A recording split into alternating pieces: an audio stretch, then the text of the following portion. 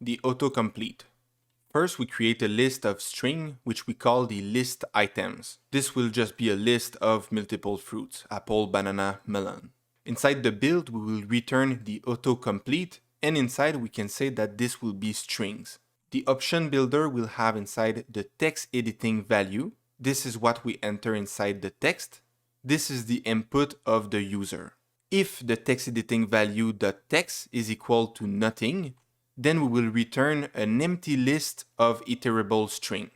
Otherwise, we will return the list of items under certain condition.